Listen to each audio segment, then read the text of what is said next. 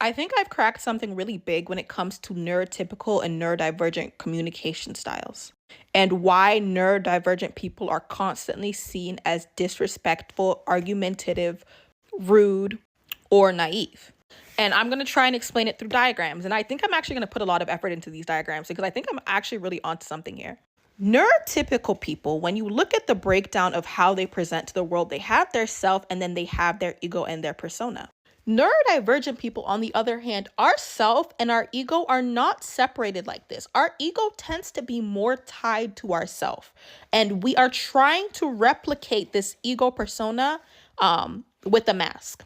And when I say persona, think like celebrity persona. Like think of like Megan Thee Stallion versus Megan. Megan Thee Stallion is a celebrity persona. Like this is a curated version of Megan that is put out for the world for consumption. But the actual Megan, like we don't know her because it's protected behind this persona. And this is to protect her from criticism and to keep herself safe. All neurotypical people are doing something along those lines. Now, a lot of work goes into this ego persona. And by a lot of work, I mean centuries of work. Like this includes social conditioning. This includes the social script. It is built into their persona. And there's actually not as much flexibility when it comes to that persona. Like they may be like, oh, I'm the nerd, or I'm the clean girl, or I'm the popular girl. But it's still like very like rigged around like what is expected of them. Us, on the other hand, because our ego is not separated the same way, we have trouble with upholding a mask.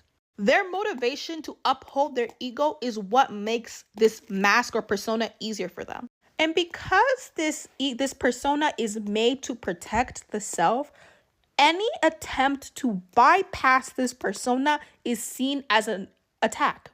Because if someone is bypassing your defenses, that's an attack.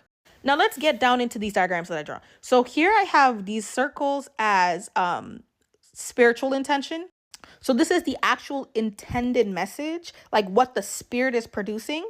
And this is like what the message actually is in the physical realm. So the physical information. This is a filter and this is direct and this is warning. This is going to make sense when you look at these diagrams. So here we have neurotypical person to neurotypical person. So the way that neurotypical conversation usually works is that a neurotypical person's self will produce a intention.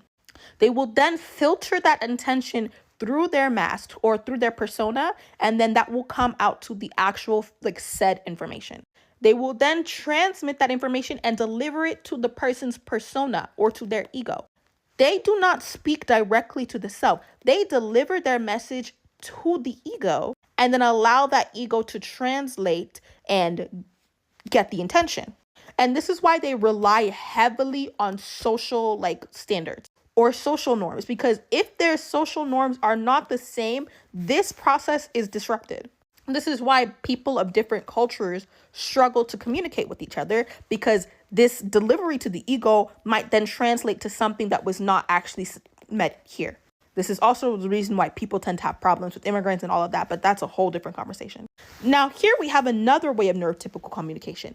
This is if a neurotypical person is trying to harm the other ones. What they are going to do is they're going to like hit the ego. If that makes any sense. They're going to either bounce off this person's ego or bypass their ego. So this is where you see that kind of social game. Like, think about it like when you see like the queen bee arguing with someone she's trying to bully. What she's trying to do is she's trying to crack the ego. And to crack the ego, she's trying to get like to the heart. Like, I want to hit her where it hurts. Where it hurts is the self. Like, they're trying to get to the actual person. They only speak in this like almost direct manner, or this like kind of like sharp manner, when they're trying to bypass the ego.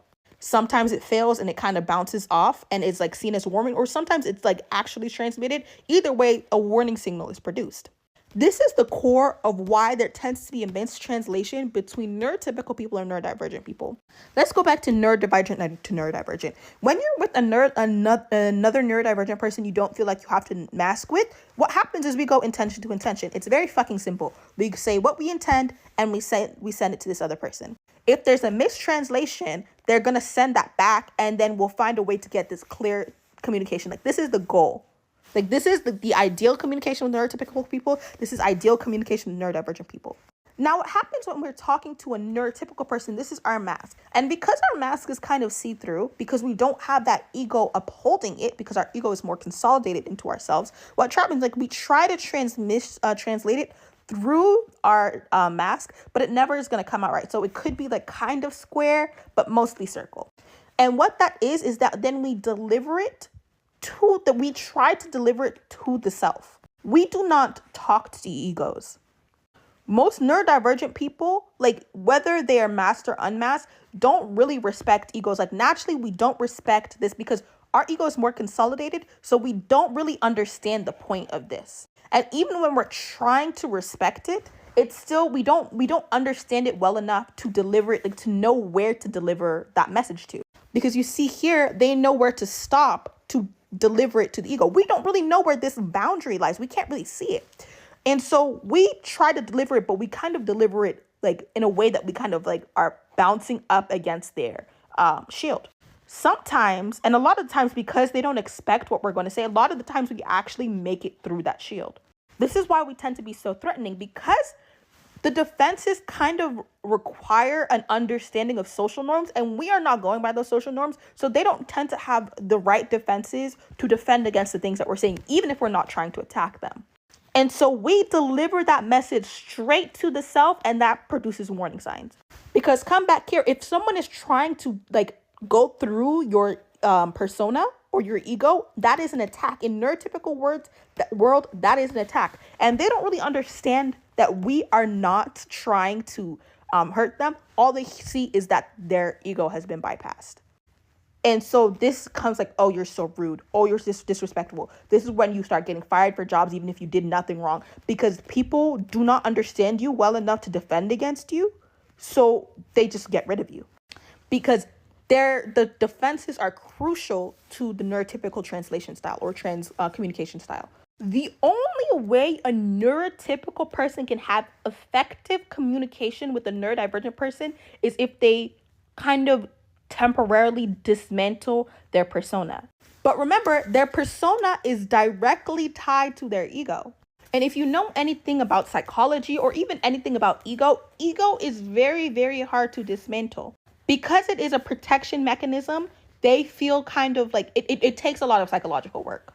Most neurotypical people do not have the understanding of their self, because most neurotypical people understand their persona, but they don't understand their self because they tend to live within this persona. Because again, we don't have this pretense, but they do. So essentially what's happening is they are recreating our communication style to this, where they get so lost in their persona. Like it takes someone who's very emotionally intelligent, is someone who is very bold or very secure, to be able to even temporarily disable this ego, which is why you can have a relationship with a neurotypical person, but it has to be a very specific form of neurotypical person for there to be any sort of communication. Otherwise, this is going to happen. And oh my God, I actually could take this so much farther where it comes to also how neurotypical people perceive neurodivergent people, because they don't even know how to recognize when someone doesn't have a persona. For us, they see us, even if you are unmasked or masked, they see us to have a faulty persona. I don't think a lot of neurotypical people can even conceptualize the idea of not having a persona. So this is also why it's very hard for them to understand when you say, I mean what I say, like I mean the words that come out of our mouth. They can't conceptualize that. And oh my God, this is going to take too long for me to get into it.